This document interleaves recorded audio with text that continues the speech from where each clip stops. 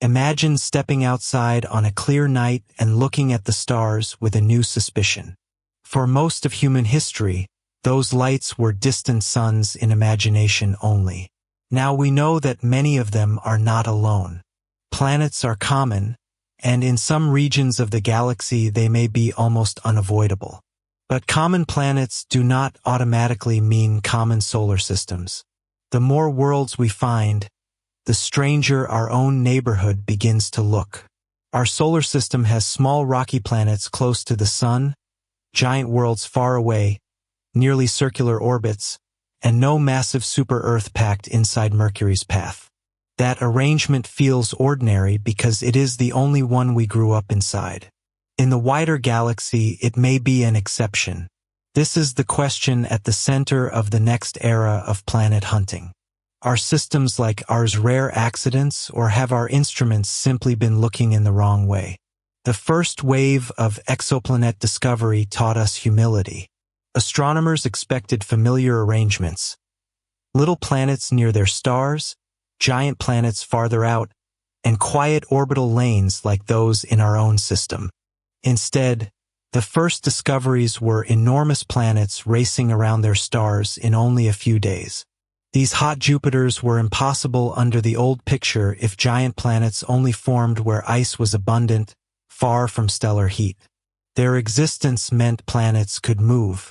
They could migrate through young disks, shove smaller worlds aside, fall inward, or lock into strange resonances with neighbors. The galaxy was not simply making copies of our system. It was building architectures that seemed chaotic, compact, and deeply unfamiliar. Then came the discovery of super-Earths and mini-Neptunes. These worlds are larger than Earth but smaller than Neptune, and they are everywhere in the data. Some may be rocky, some may be wrapped in thick atmospheres, and some may be ocean worlds under crushing skies. Our own solar system has none of them. That absence is not a small detail. It is one of the most important clues that our history may have followed a narrow path. To understand why the census is incomplete, we have to look at how planets are usually found. The transit method waits for a planet to cross in front of its star. For a few hours, the star dims by a tiny fraction. Repeat that dimming on a schedule and you have a planet. This method is powerful because it can detect thousands of worlds at once. But it favors planets that orbit close to their stars, because they transit more often and are easier to confirm. It also requires a lucky alignment. If the orbit is tilted just a little from our point of view, the planet never crosses the stellar face. The radial velocity method listens for a star's motion toward and away from Earth. A planet pulls on its star, and that tug shifts the star's light by a minute amount. This method also favors massive planets close in because they make stronger, faster signals. Together, these techniques opened the exoplanet age. But they gave us a census bias toward compact systems, hot worlds, and planets that shout loudly. Solar systems like ours whisper. Our Jupiter takes nearly 12 years to circle the Sun. Saturn takes almost 30. Uranus and Neptune move so slowly that a human career can cover only a slice of their orbits. If a distant observer watched the Sun with the most familiar exoplanet tools, they might find Jupiter only after decades of patience. They might miss Earth entirely. They might conclude that the Sun is ordinary, quiet, and empty inside the limits of their instruments. That is the uncomfortable truth behind the question. We do not yet know whether solar system analogs are rare because they truly are rare, or because they are hard to see. The next tool changes the game by looking for a different signature. Instead of waiting for a planet to block light or pull a star along our line of sight, it watches the star's position on the sky. Every planet makes its star wobble around a shared center of mass. For a distant Jupiter, that wobble is slow, subtle, and wide enough to matter. The method is called astrometry. It is not searching for shadows. It is measuring the dance. Astrometry sounds simple until you understand the scale. A star can be dozens or hundreds of light years away, and the motion caused by a planet may be smaller than the apparent width of a coin on the moon. The measurement has to be repeated across years. It has to separate planetary motion from the star's own drift through the galaxy, from parallax caused by Earth's orbit, and from instrument noise. For a long time, this was beyond us. Then came Gaia. Gaia is not a telescope in the ordinary sense of a camera pointed at one target. It is a surveyor of the Milky Way, measuring the positions, distances, and motions of more than 1 billion stars. It scans the sky again and again, building a time series of stellar positions with extraordinary precision. Hidden in that survey are the signatures of planets that other methods struggle to see, especially the wide-orbit giants, the worlds most similar to Jupiter and Saturn. That is why future Gaia data releases matter so much. They may tell us whether our solar system is truly unusual, or whether Jupiter-like worlds have been waiting just beyond the reach of older surveys. The architecture of our own system is not just a list of planets. It is a fossil record of movement, collisions, and survival. The inner planets are rocky and small. The asteroid belt is thin, disturbed, and strangely depleted. Mars is smaller than many formation models would expect. Jupiter sits far enough out to avoid destroying the inner system, but close enough to shape it. Saturn locks with Jupiter in a gravitational partnership that may have changed everything. One leading idea is the grand tack. In this scenario, young Jupiter migrated inward through the early disk, scattering material and truncating the region from which Mars formed. Then Saturn caught up, locked into resonance, and the two giants reversed direction.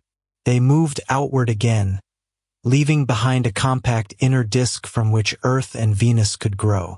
If something like this happened, our system is not just a calm clockwork. It is the result of a near disaster that stopped at the right time. Too much migration and Earth might never form. Too little and the inner solar system might look completely different. This is where the question becomes larger than astronomy trivia. The arrangement of giant planets can determine whether rocky worlds survive on stable orbits. It can decide how much water reaches the inner system. It can stir comets and asteroids, deliver impacts, or prevent them from becoming constant catastrophes. It can protect a habitable planet, threaten it, or erase it before life has a chance to begin. Jupiter is not only another planet. It is a gravitational sculptor. Its position, mass, and orbit are part of the reason Earth lives in the environment it does. If Jupiter-like planets are common at Jupiter-like distances, then solar system-style architectures may not be exotic. If they are rare, then the path to an Earth-like world may be narrower than the raw number of planets suggests. That distinction matters. The galaxy may be full of planets and still poor in systems that remain calm enough for complex life. Or it may be richer in Earth-friendly arrangements than we have dared to assume. We are still missing the data that can decide between those possibilities. A compact system of super-Earths can be beautiful and stable, but it is not our story. Many known systems place several planets inside the orbit of Mercury. Some are packed so tightly that each world would appear huge in the sky of its neighbor. Others have giant planets on stretched, eccentric orbits, plunging close to their stars and then swinging far away. Some orbit binary stars, where two suns twist the gravitational environment into a more complicated rhythm. The diversity is breathtaking, but diversity makes the rarity question harder. If nature can build almost anything, then what does it take to build a system like ours? Maybe our system is rare because it lacks a super-Earth. Maybe it is rare because the giant planets stayed far away. Maybe it is rare because the orbit stayed nearly circular. Maybe it is rare because several unlikely events happened together. Or maybe the galaxy contains millions of quiet solar system analogs that our current methods simply cannot reveal. The answer is not hidden in one planet. It is hidden in architecture. Gaia's strength is that it can discover planets by the motion of the star itself. Picture a star moving across the sky. If it were alone, its path would be smooth. If a giant planet circles it, the star does not travel in a perfect line. It traces a tiny wavering track.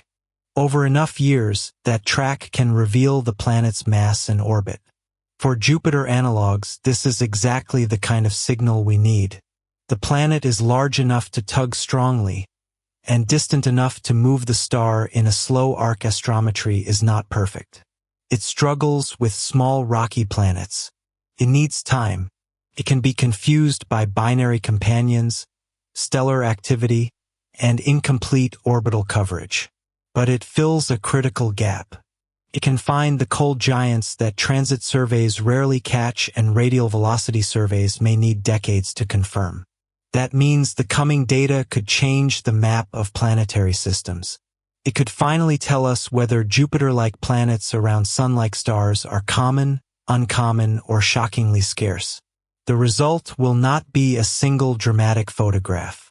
It will be statistical, a catalog of stars, a set of tiny wobbles, a pattern emerging from millions of measurements. That may sound less cinematic than a new planet appearing on a screen, but it is how astronomy often changes the world. We do not need to visit every system to understand the population. We need enough measurements to see what nature prefers. If Gaia reveals many wide-orbit giant planets, then the old picture of solar systems may return in a new form, not as the only architecture, but as a common branch of planetary evolution. If Gaia finds very few, then our system becomes more suspicious. The absence of a super-Earth, the calm inner planets, the distant giants, and the long-term stability of Earth may start to look like a rare combination. Either way, the result will reshape how we think about habitability. It will tell us whether the search for life should focus only on individual Earth-sized planets, or on the larger systems that allow those planets to endure. There is another subtle point hidden inside the data. When we say a system is like ours, we are not asking for an exact replica. No distant system needs a Mercury, Venus, Earth, Mars, Jupiter, Saturn, Uranus, and Neptune in the same order to matter. What matters is the architecture. Are the rocky planets able to remain in stable inner orbits? Are the giant planets far enough away to avoid destroying them? Are the giant orbits close to circular, or do they slice through the system like gravitational blades? Is there room for small planets to keep climate stable for billions of years? These are the questions that a true census must answer. Exact copies may be rare. Functional analogs may be common. The difference is enormous, because life does not require our solar system to be repeated perfectly. It requires a long-lived stage where chemistry, geology, atmosphere, and oceans can keep working. The history of exoplanet discovery also reminds us that surprise is normal. Before the first hot Jupiters, many models treated giant planets as distant objects by nature. Before compact multi-planet systems, many scientists did not expect so many worlds squeezed into such tight orbital spaces. Before super-Earths, our own system seemed like a reasonable guide to planet sizes. Again and again, the universe has warned us against assuming that familiar means typical. That warning cuts both ways. Our solar system could be special, or it could be part of a population that our early tools were almost designed to miss. Astrometry is powerful because it listens for a different kind of clue. It does not need a planet to cross the face of a star. It does not need a planet to tug the star toward and away from us in a convenient direction. It watches the star move sideways against the sky. For cold giants, that sideways motion is exactly where the story may be hiding. If many Jupiter analogs appear in the data, astronomers will immediately ask what else those systems contain. Do they also have smaller inner planets? Do they have asteroid belts, debris disks, or signs of water-rich material? Are their giant planets paired, like Jupiter and Saturn, or isolated? Do they orbit single stars like the Sun, or do they live in more complex stellar neighborhoods? Each answer changes the picture. A giant planet by itself is not a guarantee of habitability. A rocky planet in the habitable zone is not a guarantee either. What matters is the long-term gravitational ecology of the whole system.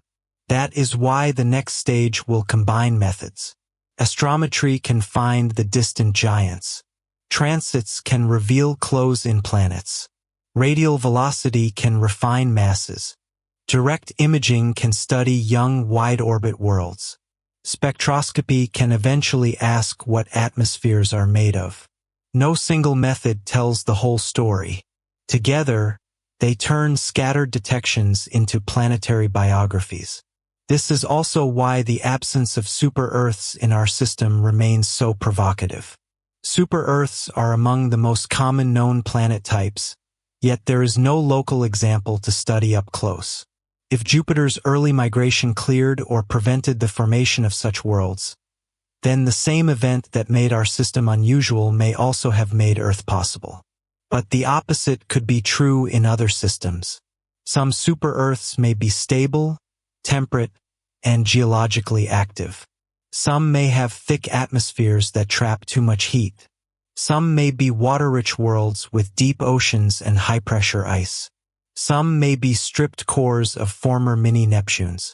The category is broad, and our ignorance is still large.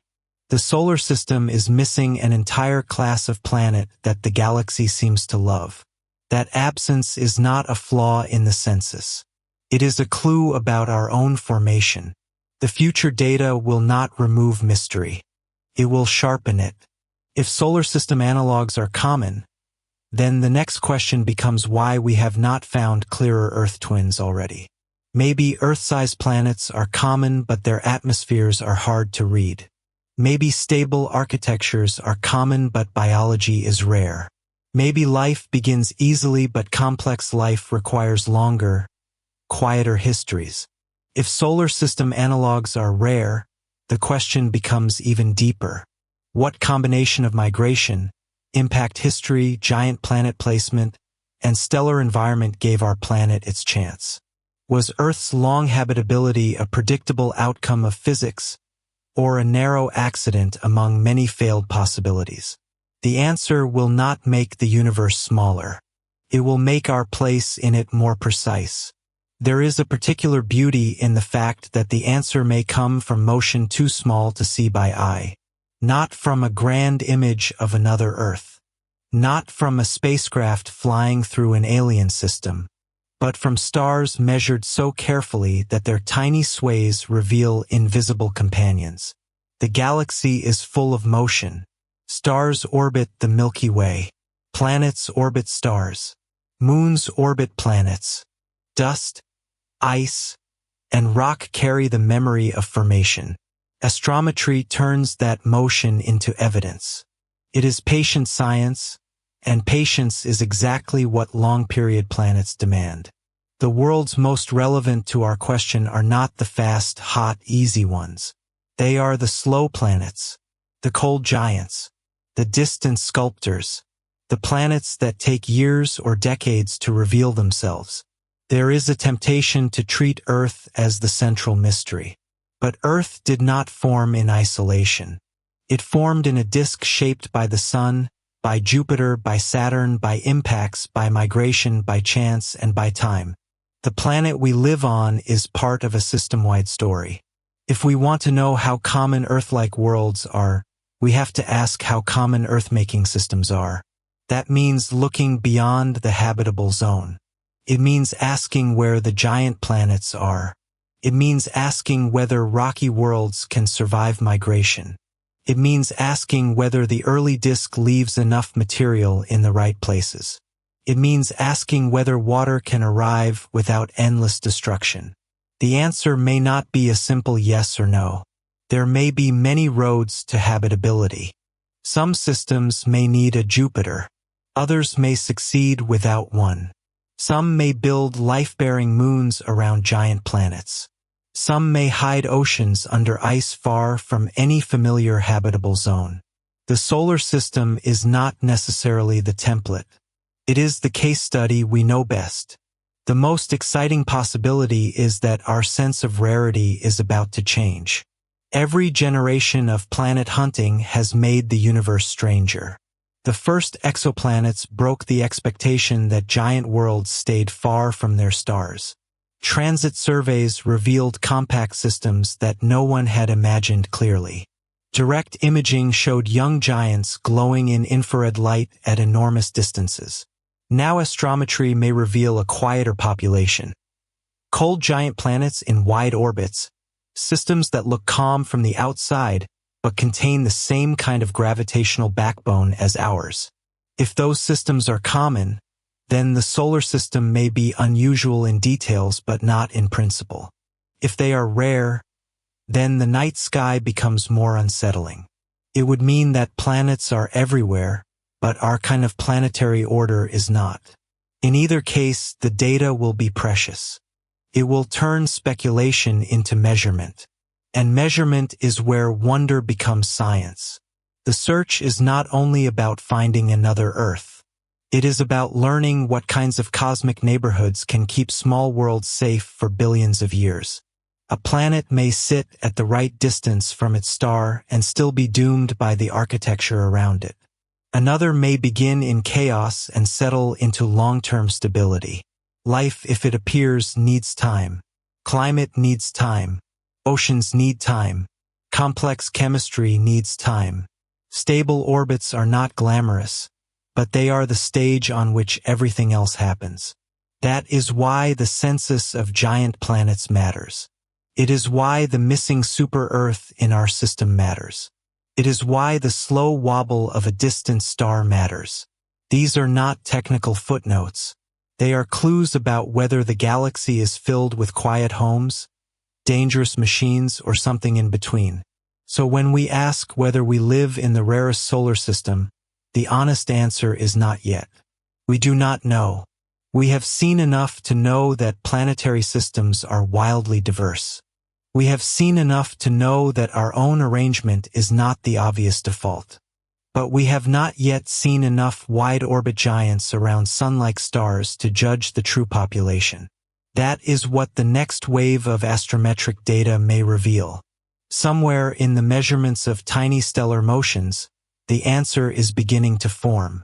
Maybe our solar system is a rare success, a delicate architecture shaped by fortunate accidents. Maybe it is one example of a common but hard-to-detect class. The difference is enormous. It changes how we search for life, how we interpret Earth, and how we understand our place in the galaxy. The stars have planets. Now we are asking what kinds of homes those planets live in. The answer may be written not in a single world, but in the slow, patient motion of entire solar systems.